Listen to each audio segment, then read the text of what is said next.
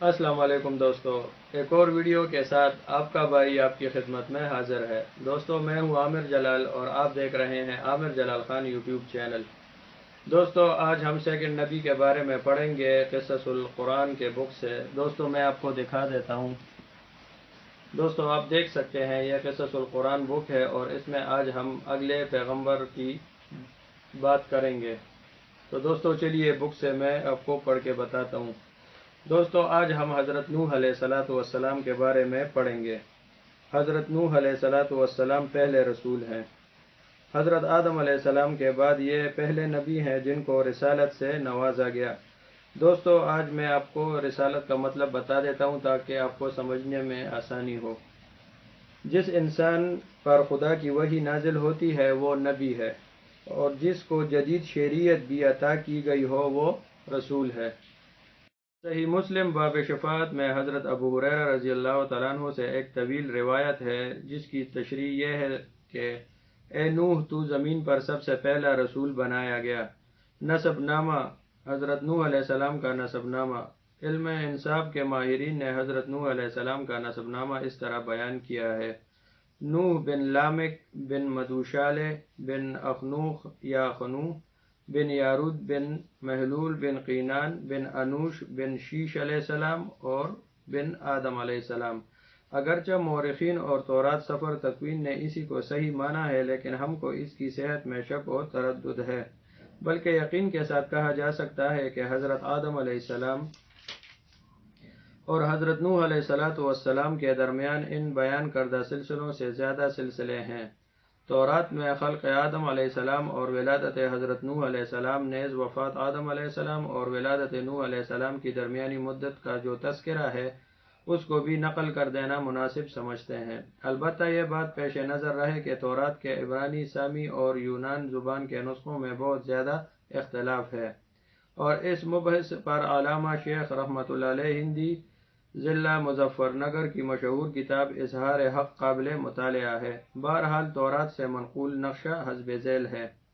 دوستو یہ نقشہ آپ خود دیکھ سکتے ہیں اس بک سے۔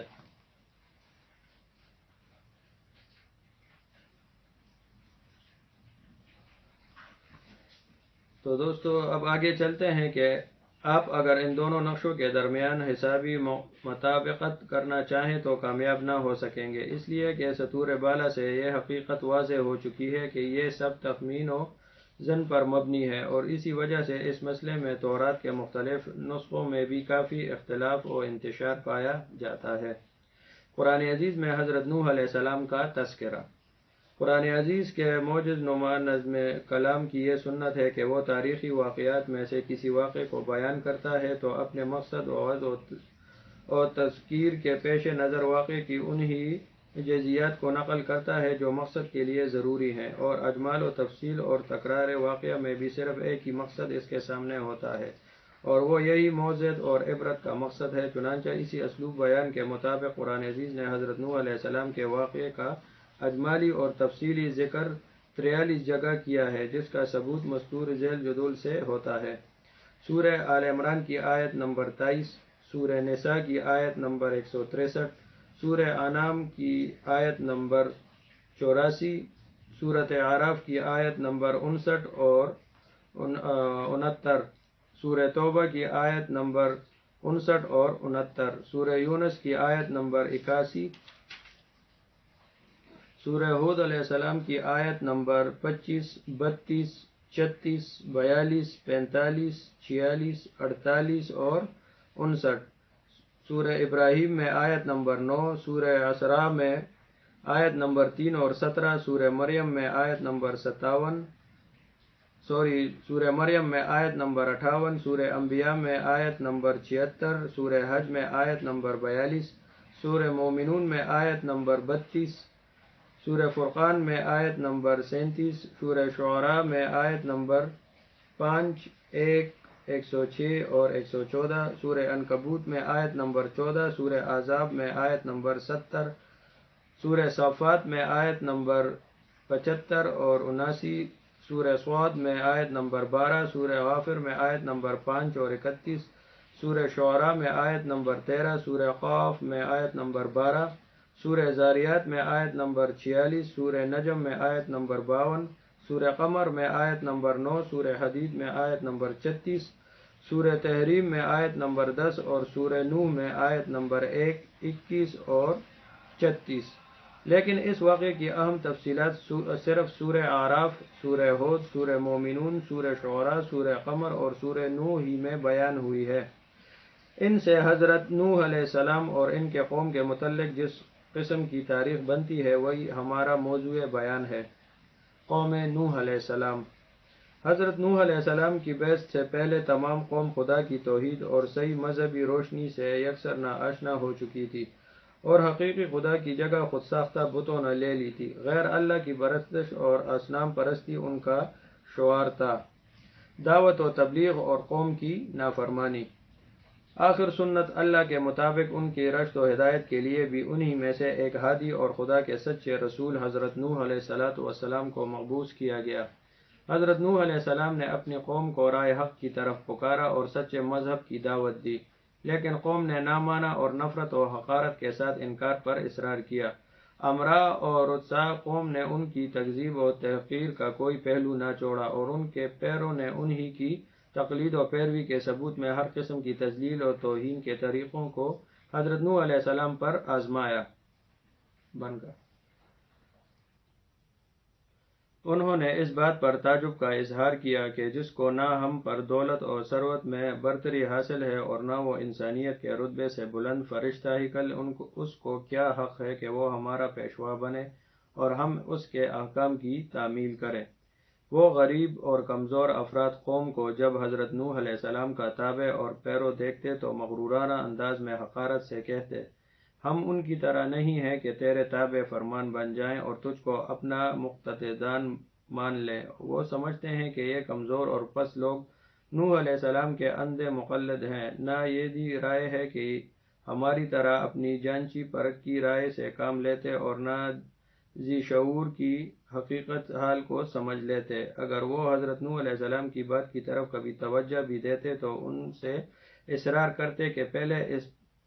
پشت و غریب افراد قوم کو اپنے پاس سے نکال دے، تب ہم تیری بات سنیں گے، کیونکہ ہم کو ان سے گن آتی ہے اور ہم اور یہ ایک جگہ نہیں بیٹھ سکتے۔ حضرت نوح علیہ السلام اس کا ایک ہی جواب دیتے کہ ایسا کبھی نہ ہوگا، کیونکہ یہ خدا کے مخلص بندے ہیں۔ اگر میں ان کے ساتھ ایسا معاملہ کروں جس کی تم خواہش مند ہو تو خدا کے عذاب سے میرے لیے کوئی جائے پناہ نہیں ہے۔ میں اس کے دردناک عذاب سے ڈرتا ہوں۔ اس کے ہاں اخلاص کی قدر ہے، امیر و غریب کا وہاں کوئی سوال نہیں ہے۔ نیز ارشاد فرماتے کہ میں تمہارے پاس خدا کی ہدایت کا پیغام لے کر آیا ہوں، نہ میں نے غیب دانی کا دعویٰ کیا ہے اور نہ فرشتہ ہونے کا، بلکہ برگزیدہ پیغمبر اور رسول ہوں، اور دعوت و ارشاد میرا مقصد اور نصب العین ہے۔ اس کو سرمایہ دارانہ بلندی، غیب دانی یا فرشتہ ہیکل ہونے سے کیا واسطہ؟ یہ کمزور نادار افراد قوم جو خدا پر سچے دل سے ایمان لائے تمہاری نگاہ میں اس لیے حقیر اور ذلیل ہیں کہ وہ تمہاری طرح صاحب دولت و مال نہیں ہے، اور اسی لیے تمہارے خیال میں یہ نہ خیر حاصل کر سکتے ہیں اور نہ سعادت، کیونکہ یہ دونوں چیزیں دولت اور حشمت کے ساتھ ہیں، نہ کہ نکبت اور افلاس کے ساتھ۔ سو واضح رہے کہ خدا کی سعادت اور خیر کا قانون ظاہری دولت و حشمت کے تابع نہیں ہے، اور نہ اس کے یہاں سعادت اور ہدایت کا اصول اور ادراک سرمایہ کی رونق کے زیر اثر ہے، بلکہ اس کے برعکس طمانینت نفس، رضا الہی، غنائے قلب اور اخلاص نیت و عمل پر موقوف ہے۔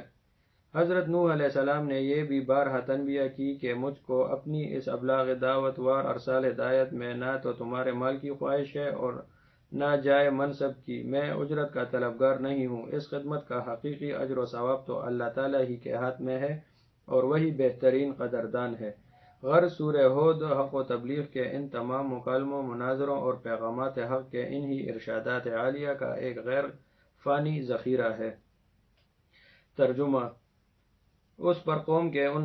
سرداروں نے جنہوں نے کفر کی راہ اختیار کی تھی کہا، ہم تو تم میں اس کے سوا کوئی بات نہیں دیکھتے کہ ہماری ہی طرح کے ایک آدمی ہو، اور جو لوگ تمہارے پیچھے چلے ہیں ان میں بھی ان لوگوں کے سوا کوئی دکھائی نہیں دیتا جو ہم میں ذلیل و حقیر ہیں۔ اور بے سوچے سمجھے تمہارے پیچھے ہو لیے ہیں۔ ہم تو تم لوگوں میں اپنے سے کوئی برتری نہیں پاتے بلکہ سمجھتے ہیں کہ تم جھوٹے ہو۔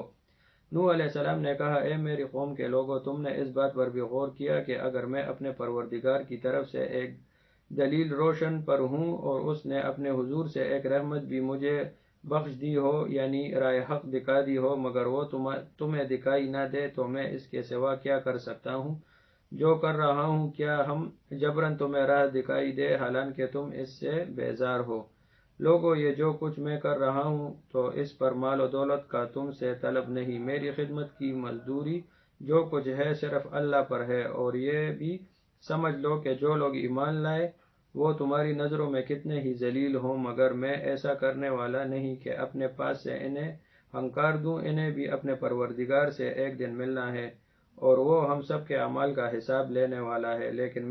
میں تمہیں سمجھاؤں، تم کس طرح سمجھاؤ؟ میں دیکھتا ہوں کہ تم ایک جماعت ہو حقیقت سے جاہل۔ دوسری آیتوں کا ترجمہ ہے کہ اے میری قوم کے لوگوں، مجھے بتاؤ، اگر میں ان لوگوں کو اپنے پاس سے نکال باہر کروں اور اللہ کی طرف سے مواخذہ ہو جس کے نزدیک معیار قبولیت ایمان اور عمل ہے، نہ تمہاری گڑی ہوئی شرافت اور ذلت، تو اللہ کے مقابلے میں کون ہے جو میری مدد کرے گا؟ افسوس تم پر، کیا تم غور نہیں کرتے؟ اور دیکھو، میں تم سے یہ نہیں کہتا کہ میرے پاس اللہ کے خزانے ہیں، نہ یہ کہتا ہوں کہ میں غیب کی باتیں جانتا ہوں، نہ میرا یہ دعویٰ ہے کہ میں فرشتہ ہوں۔ میں یہ بھی نہیں کہتا کہ جن لوگوں نے تم کو حقارت کی نظر سے دیکھتے ہو اللہ انہیں بھلائی نہیں دے گا جیسا کہ تمہارا اعتقاد ہے۔ اللہ ہی بہتر جانتا ہے جو کچھ ان لوگوں کے دلوں میں ہے۔ اگر تمہاری خواہش کے مطابق ایسا کہوں تو جو ہی ایسی بات کہی میں ظالموں سے ہو گیا۔ بہرحال حضرت نوح علیہ السلام نے انتہائی کوشش کی کہ بدبخت قوم سمجھ جائے اور رحمت الہی کی آغوش میں آ جائے، مگر قوم نے نہ مانا، اور جس قدر اس جانب سے تبلیغ حق میں جدوجہد ہوئی، اسی قدر قوم کی جانب سے بغض و عناد میں سرگرمی کا اظہار ہوا، اور ایذا رسائی اور تکلیف دہی کے تمام وسائل کا استعمال کیا گیا، اور ان کے بڑوں نے عوام سے صاف صاف کہہ دیا کہ تم کس طرح ود، سواع، یعوث، یہوق اور نصر جیسے بتوں کی پرستش کو نہ چھوڑو۔ یہی وہ مباحث ہیں جس کو سورہ نوح میں تفصیل سے بیان کیا گیا ہے اور جو بلا شبہ ہدایت اور وضلالت کے مہم مسائل کو اشکارا کرتے ہیں۔ ترجمہ: ہم نے بھیجا نوح علیہ السلام کو اس کی قوم کی طرف کہ ڈرا اپنی قوم کو اس سے پہلے کہ پہنچے ان پر عذاب دردناک۔ بولا، اے قوم میری، میں تم کو ڈر سناتا ہوں کیونکہ اللہ کی بندگی کرو اور اس سے ڈرو اور میرا کہا مانو تاکہ بخشے جاؤ۔ وہ تم کو کچھ گناہ اور تمہارے اڈیل دے تم کو ایک مقررہ وقت تک، اور جو وعدہ کیا ہے اللہ نے جب آ پہنچے گا اس کو ڈیل نہ ہوگی اگر تم کو سمجھ ہے۔ بولا، رب میں بلاتا رہا اپنی قوم کو رات اور دن، پر میرے بلانے سے اور زیادہ بھاگنے لگے، اور میں نے جب کبھی ان کو بلایا کہ تو ان کو بخشے، ڈالنے لگے انگلیاں اپنے کانوں میں اور پیٹنے لگے اپنے اوپر کپڑے، اور ضد کی اور غرور کیا، بڑا غرور۔ پھر میں نے ان کو بلایا، پھر میں نے ان کو کھول کر کہا اور کہا چپکے سے، تو میں نے کہا گناہ بخشواؤ اپنے رب سے، بے شک وہ ہے بخشنے والا۔ ایک اور آیت کا ترجمہ ہے کہ اور انہوں نے اپنے قوم سے کہا کہ ہرگز اپنے معبودوں کو نہ چھوڑو، اور یعوث اور نصر کو نہ چھوڑو، اور آخر میں زج ہو کر کہنے لگے، اے نوح علیہ السلام، اب ہم سے جنگ و جدال نہ کر، اور ہمارے اس انکار پر اپنے خدا کا عذاب لا سکتا ہے تو لے آ۔ دوستو، سورہ ہود کی آیت کا ترجمہ ہے کہ وہ کہنے لگے، اے نوح، تم نے ہم سے جھگڑا کیا اور بہت جھگڑا کیا، اب اس کو ختم کر، اور جو تو نے ہم سے عذاب الہی کا وعدہ کیا ہے وہ لے آ۔ حضرت نوح علیہ السلام نے یہ سن کر ان کو جواب دیا کہ عذاب الہی میرے قبضے میں نہیں ہے، وہ تو اس کے قبضے میں ہے جس نے مجھ کو رسول بنا کر بھیجا ہے، وہ چاہے گا تو یہ سب کچھ بھی ہو جائے گا۔ سورہ ہود کی ایک اور آیت کا ترجمہ ہے کہ نوح نے کہا، ضرور اگر اللہ چاہے گا تو اس عذاب کو بھی لے آئے گا اور تم اس کو تکا دینے والے نہیں ہو۔ بہرحال جب قوم کی ہدایت اور حضرت نوح علیہ السلام بالکل مایوس ہو گئے اور اس کی باطل کوشی اور عناد و ہٹ ڈرمی اس پر واضح ہو گئی اور قرآنی تشریح کے مطابق 950 سال کی مہم و دعوت و تبلیغ کا ان پر کوئی اثر نہ دیکھا تو سخت ملول و پریشان خاطر ہوئے، تب خدا تعالیٰ نے ان کی تسلی کے لیے فرمایا، جس کا ترجمہ یہ ہے کہ اور نوح پر وحی کی گئی کہ جو ایمان لے آئے وہ لے آئے، اب ان میں سے کوئی ایمان لانے والا نہیں ہے، پس ان کی حرکات پر غم نہ کر۔ جب حضرت نوح علیہ السلام کو یہ معلوم ہو گیا کہ اس کے ابلاغ حق میں کوتاہی نہیں ہے بلکہ خود نہ ماننے والوں کی استطاعت کا قصور ہے اور اس کی سرکشی کا نتیجہ، تب ان کے اعمال اور کمینہ حرکات سے متاثر ہو کر اللہ تعالیٰ کی درگاہ میں یہ دعا فرمائی۔ سورہ نوح کی آیت کا ترجمہ: اے پروردگار، تو کافروں میں سے کسی کو بھی زمین پر باقی نہ چھوڑا، اگر تو ان کو یہی چھوڑ دے گا تو یہ تیرے بندوں کو بھی گمراہ کریں گے اور ان کی نسل بھی انہی کی طرح نافرمان پیدا ہوگی۔ بنائے سفینہ: اللہ تعالیٰ نے حضرت نوح علیہ السلام کی دعا کو قبول فرمایا اور اپنی قانون جزا اعمال کے مطابق سرکشوں کی سرکشی اور متمردروں کی تمرد کی سزا کا اعلان کر دیا، اور حفظ ما تقدم کے لیے حضرت نوح علیہ السلام کو ہدایت فرمائی کہ وہ ایک کشتی تیار کرے تاکہ اسباب ظاہری کے اعتبار سے وہ اور مومنین قانتین اس عذاب سے محفوظ رہیں جو خدا کے نافرمانوں پر نازل ہونے والا ہے۔ حضرت نوح علیہ السلام نے جب حکم رب میں کشتی بنانی شروع کی تو کفار نے ہنسی اڑانا اور مذاق بنانا شروع کر دیا، اور جب کبھی ان کا ادھر گزر ہوتا تو کہتے کہ خوب، جب ہم غرق ہونے لگیں گے تب تو اور تیرے پیرو اس کشتی میں محفوظ رہ کر نجات پا جائیں گے۔ کیسا احمقانہ خیال ہے۔ حضرت نوح علیہ السلام بھی ان کو انجام کار سے غفلت اور خدا کی نافرمانی پر جرأت دے کر انہی کی طرز پر جواب دیتے اور اپنے کام میں مشغول رہتے، کیونکہ اللہ تعالیٰ نے پہلے ہی ان کو حقیقت حال سے آگاہ کر دیا تھا۔ ایک اور کچھ اور آیتوں کا ترجمہ ہے دوستو کہ اے نوح، تو ہماری حفاظت میں ہماری وحی کے مطابق سفینہ تیار کیے جا، اور اب مجھ سے ان کے متعلق کچھ نہ کہو، یہ بلا شبہ غرق ہونے والے ہیں۔ آخر سفینہ نوح علیہ السلام بن کر تیار ہو گیا۔ اب خدا کے وعدہ عذاب کا وقت قریب آیا اور حضرت نوح علیہ السلام اور اس پہلی علامت کو دیکھا جس کا ذکر ان سے کیا گیا تھا، یعنی زمین کی تہ میں سے پانی کا چشمہ ابلنا شروع ہو گیا۔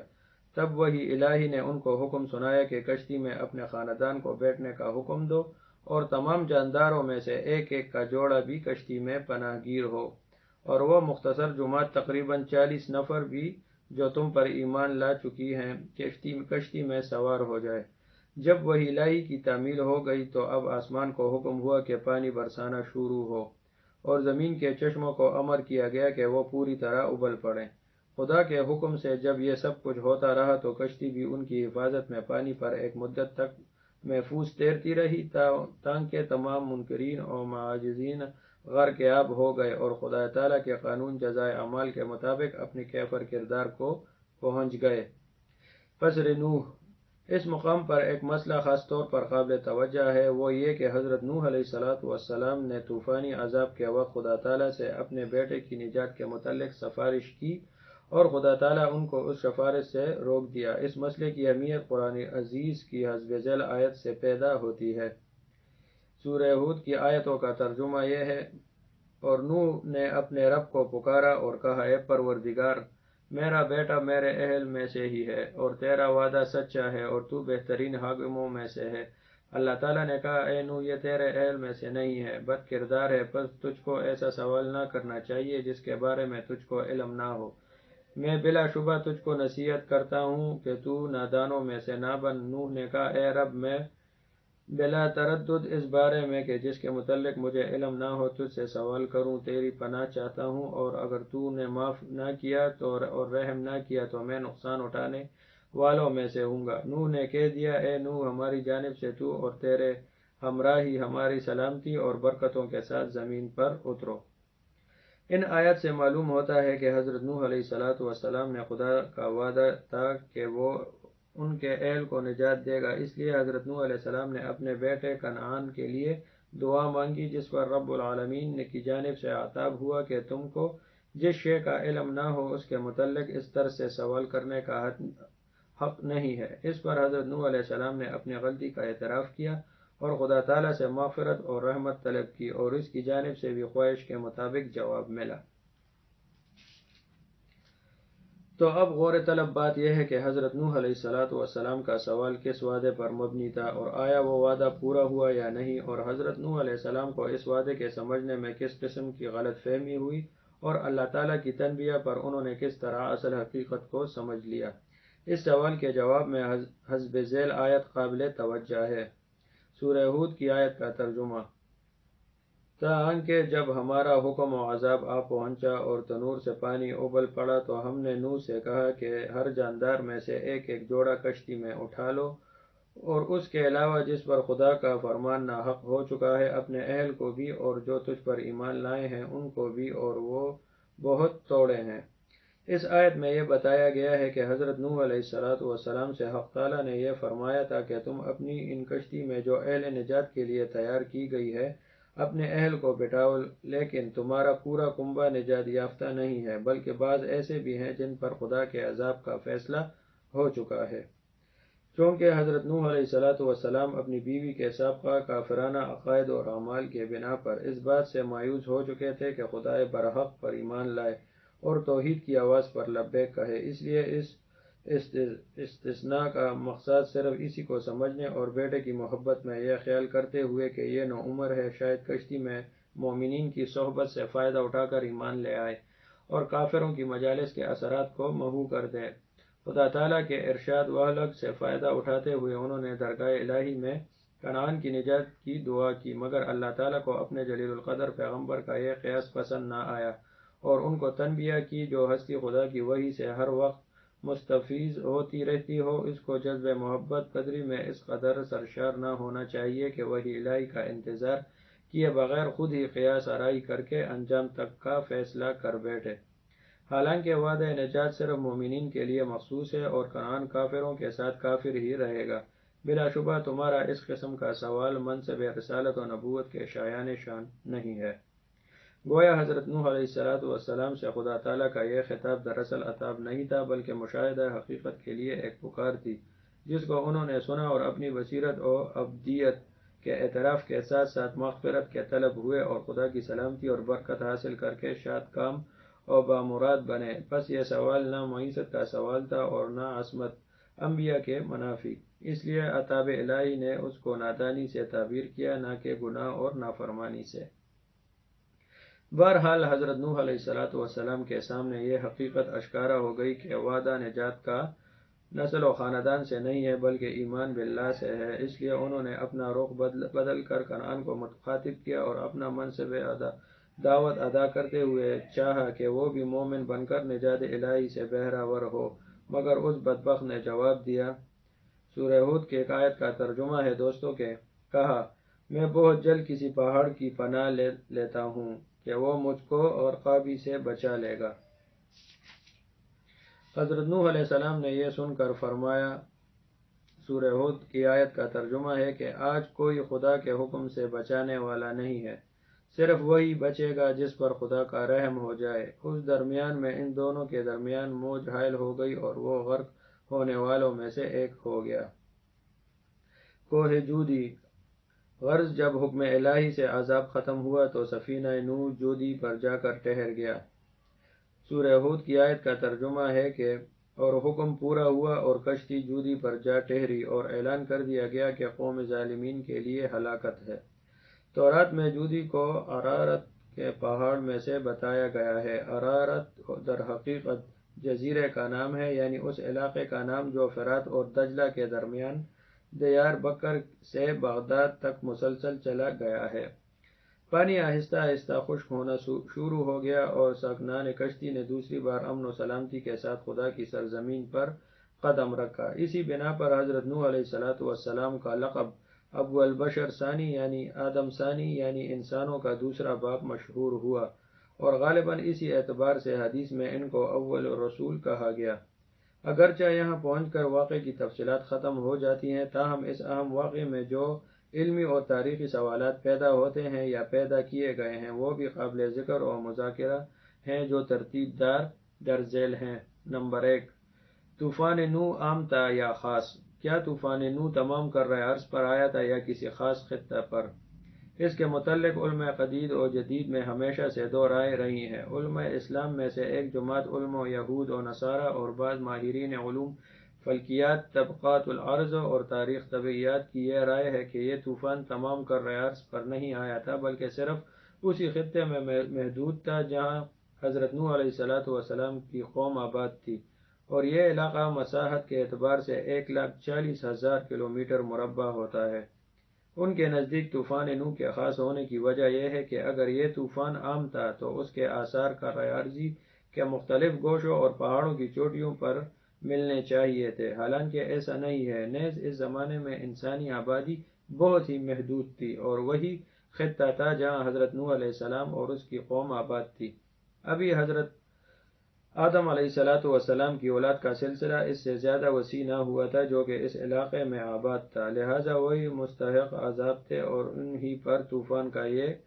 عذاب بھیجا گیا، باقی کرۂ زمین کو اس سے کوئی علاقہ نہ تھا۔ اور بعض علماء اسلام اور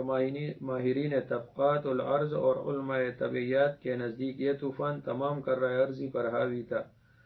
اور ایک یہ ہی نہیں بلکہ ان کے خیال میں اس زمین پر متعدد ایسے طوفان آئے ہیں۔ ان میں سے ایک یہ بھی تھا، اور وہ پہلی رائے کے تسلیم کرنے والوں کو آثار سے متعلق سوال کا یہ جواب دیتے ہیں کہ جزیرہ یا عراق عرب کی اس سرزمین کے علاوہ بلند پہاڑوں پر بھی ایسے حیوانات کے ڈھانچے اور ہڈیاں بکثرت پائی گئی ہیں جن کے متعلق ماہرین علم طبقات الارض کی یہ رائے ہے کہ یہ حیوانات مائی ہی ہیں اور صرف پانی ہی میں زندہ رہ سکتے ہیں، پانی سے باہر ایک لمحہ بھی ان کی زندگی دشوار ہے۔ اس لیے کرۂ ارض کے مختلف پہاڑوں کی ان بلند چوٹیوں پر ان کا ثبوت اس کی دلیل ہے کہ کسی زمانے میں پانی کا ایک ہیبت ناک طوفان آیا جس نے پہاڑوں کی ان چوٹیوں کو بھی اپنے غرقابی سے نہ چھوڑا۔ ان ہر دو خیالات اور آراء کی ان تمام تفصیلات کے بعد جن کا مختصر خاکہ مضمون زیر بحث میں درج ہے، اہل تحقیق کی یہ رائے ہے کہ صحیح مسلک یہی ہے کہ طوفان خاص تھا، عام نہ تھا، اور یہ مسئلہ بھی محل نظر ہے کہ تمام کائنات انسانی صرف حضرت نوح علیہ السلام کی نسل سے ہیں۔ البتہ قرآن عزیز نے سنت اللہ کے مطابق صرف انہی تفصیلات پر توجہ کی ہے جو معزت اور عبرت کے لیے ضروری تھے، اور باقی مباحث سے قطعی کوئی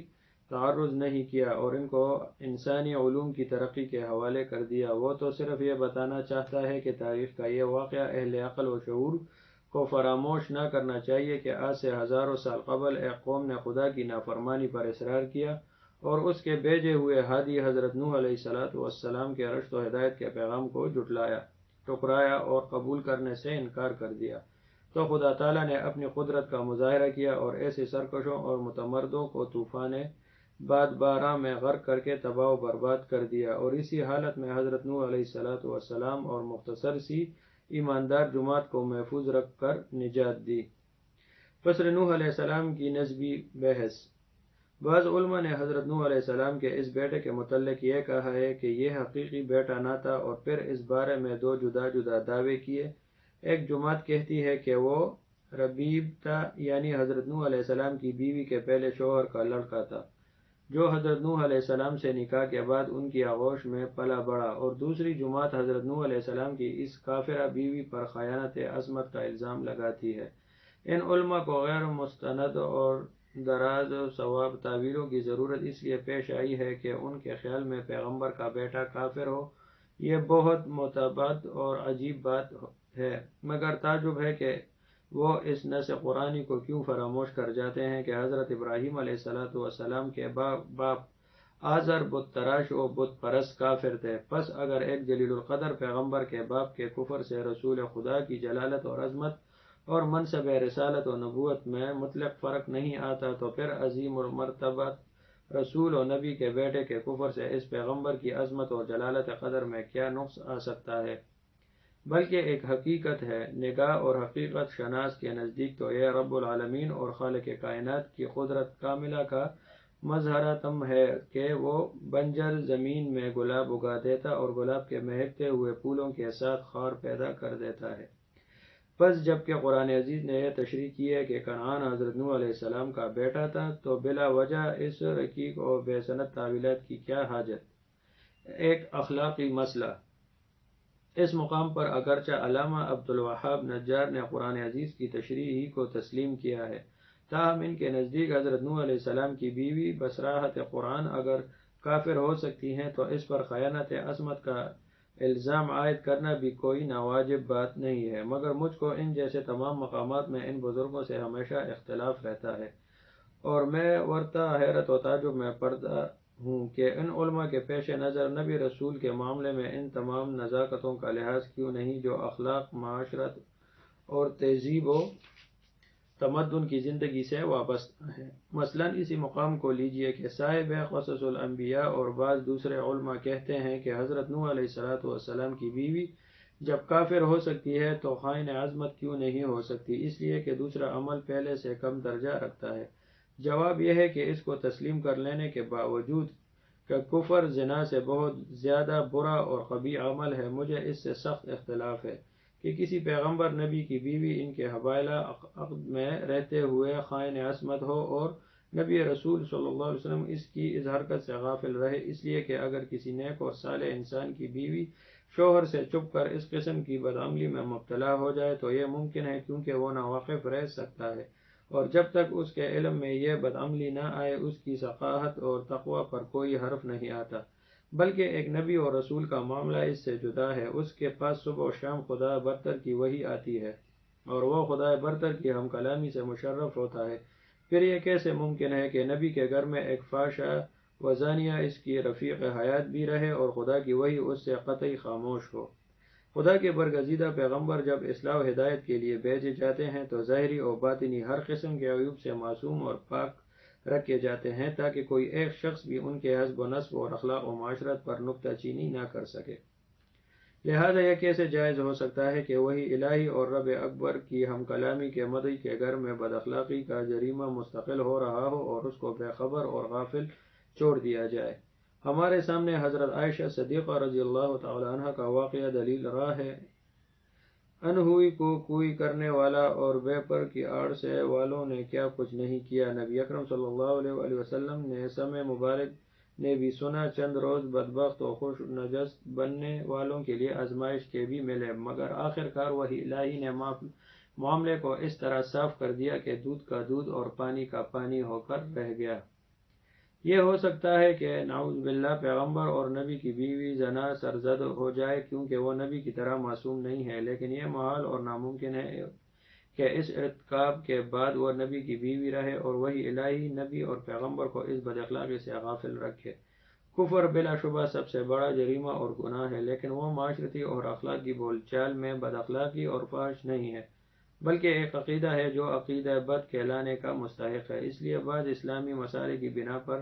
نبی اکرم صلی اللہ علیہ وآلہ وسلم سے قبل کی شریعتوں اور خود نبی اکرم صلی اللہ علیہ وسلم کی مکی زندگی میں کافر سے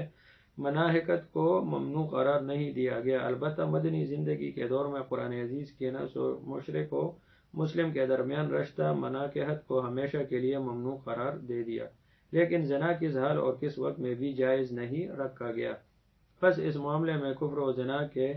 تقابل کا سوال صحیح نہیں ہو سکتا، بلکہ معاشرتی بد کرداری اور نیک کرداری کی بقا و قیام کا سوال پیدا ہوتا ہے۔ لہٰذا میرے نزدیک حضرت نوح علیہ السلام کی زندگی پاک کے ساتھ زانیہ اور رفیقہ کا تعلق ناممکن تھا۔ اگر امرات نوح ایک مرتبہ بھی ایسا قدم کرتی تو وہی الہی فوراً نبی کو مطلع کر کے تفریق کروا دیتی، یا کم از کم نوحون پر جا کر معاملہ ٹھہرتا۔ میں اس سے آگے بڑھ کر یہ جرات کرتا ہوں کہ اگر خدا نہ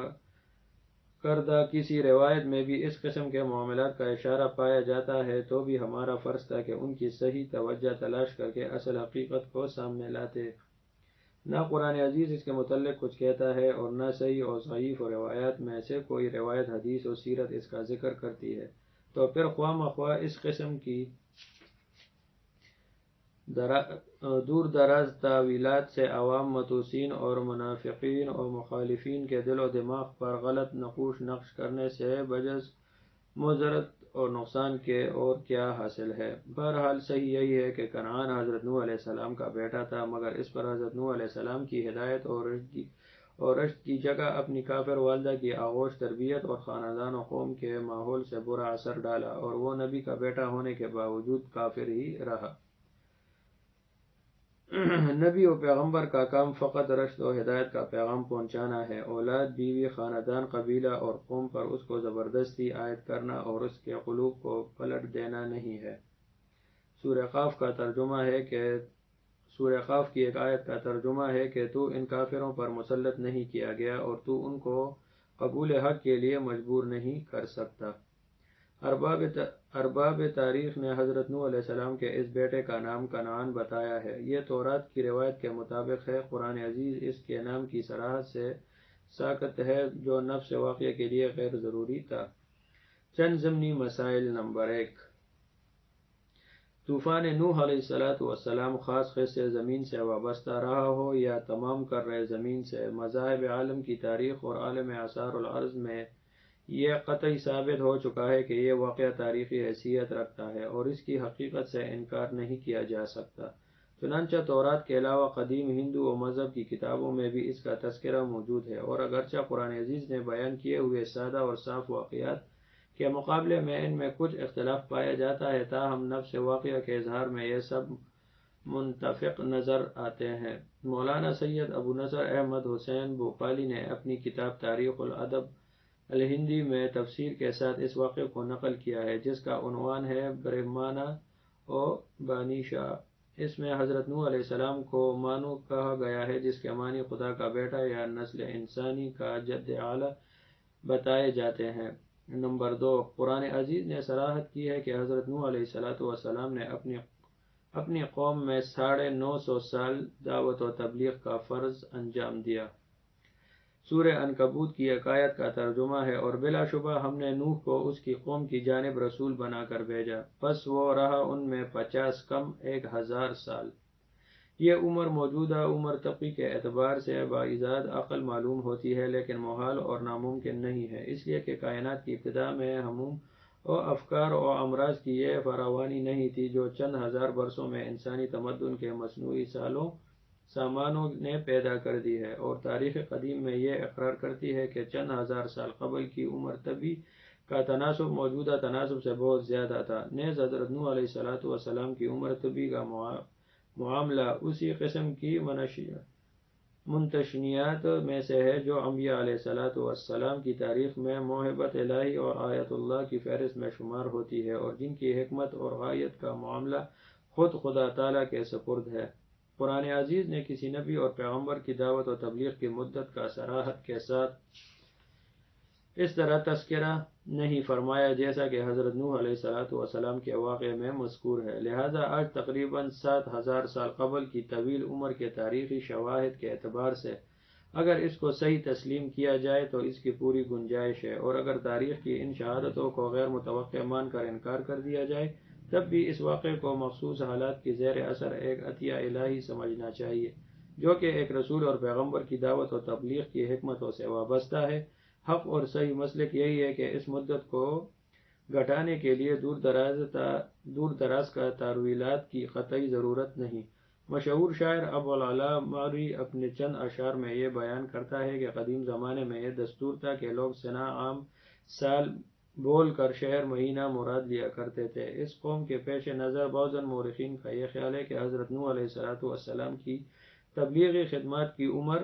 80 سال ہوتی ہے اور ان کی کل عمر 150 سال سے آگے نہیں بڑھتی، لیکن یہ صحیح نہیں ہے، اس لیے کہ اگر ابو العلا کا یہ قول تسلیم بھی کر لیا جائے تو یہ عرب کے کسی غیر معروف حساب کا تذکرہ سمجھا جائے گا، کیونکہ قرآن عزیز کے نرو کے وقت عرب کے کسی قبیلے کے متعلق یہ بات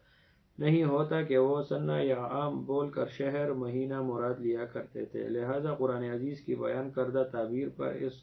قول کا اطلاق نہیں کیا جا سکتا۔ اس سے زیادہ قابل غور بات یہ ہے کہ قرآن عزیز نے جس انداز میں اس مدت کا ذکر کیا ہے، اس سے صاف معلوم ہوتا ہے کہ وہ نوح علیہ السلام کے غیر معمولی تبلیغی مدت کے اظہار کو خاص اہمیت دیتا رہتا ہے، ورنہ قرآن عزیز کی عام سنت یہ ہے کہ وہ سخت عام ضرورت کے بغیر واقعات و حالات کی اس قسم کی جزئیات سے بہت ہی کم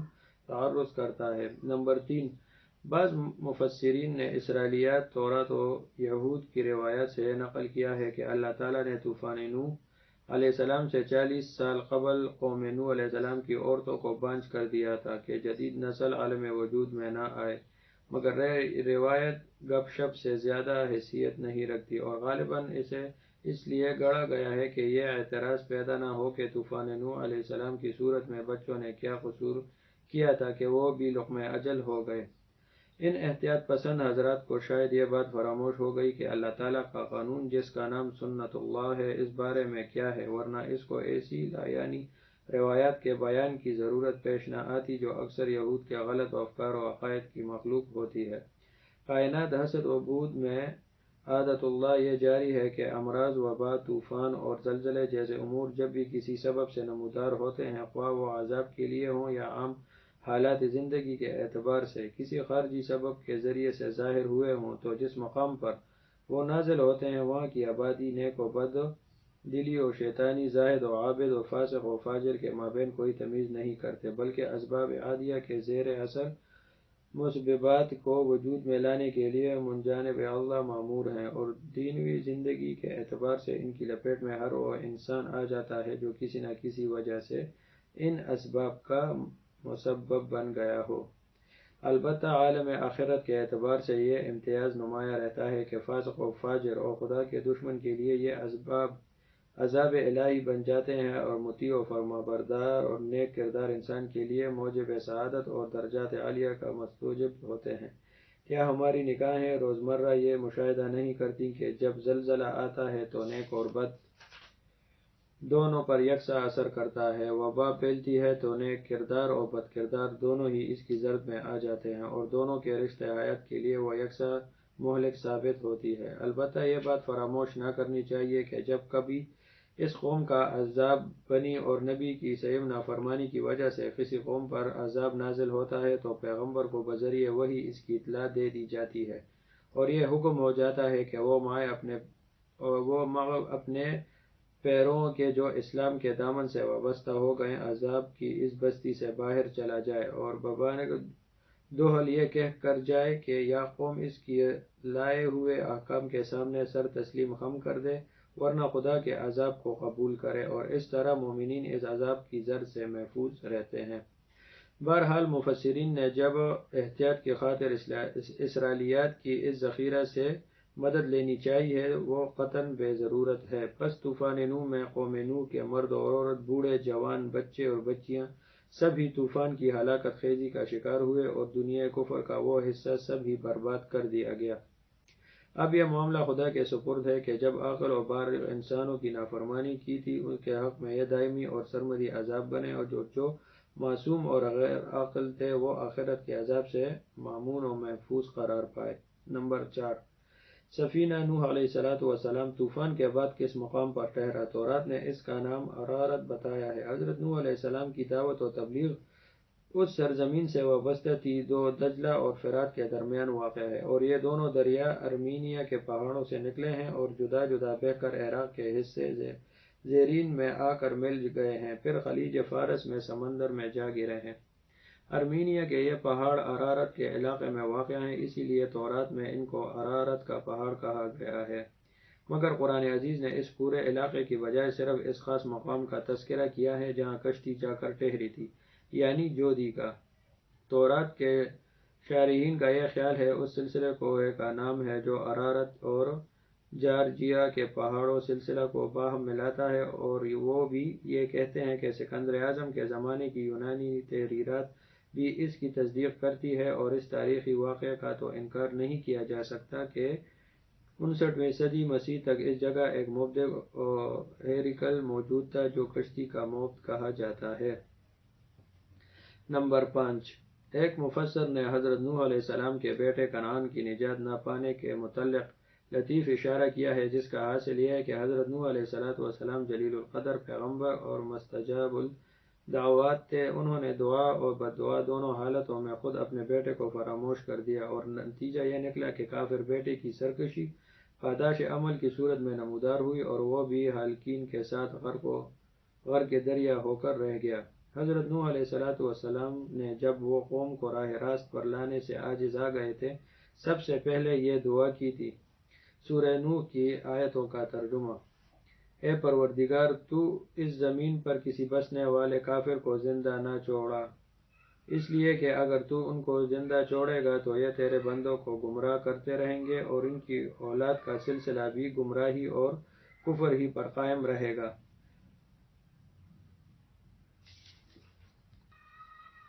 اور یہ قطعی فراموش کر دیا کہ اس موقع پر کنعان کو مستثنیٰ کر کے اس کے لیے ہدایت کی دعا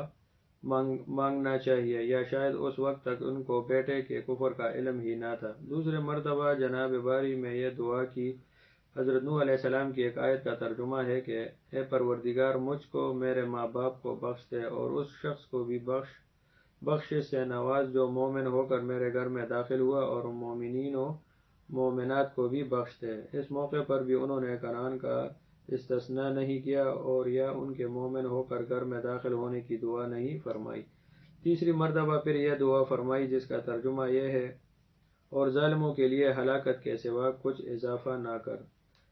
کنعان ظالم تھا اس لیے کہ کافر تھا، موقع تھا کہ استثناء کر کے اس کے لیے ظالم نہ رہنے کی دعا بھی فرما لیتے، اور اگر معلوم نہ تھا تو یہ بدقسمت بیٹے کی بدقسمتی پر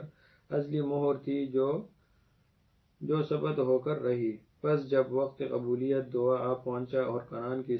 سرکشی بدستور ہی ثواب و محبت پادری کا جوش خدا کے عادلانہ فیصلے کے سامنے نہ ٹھہر سکا اور اس کی نجات کی دعا پر اپنی نادانی کے اعتراف کے ساتھ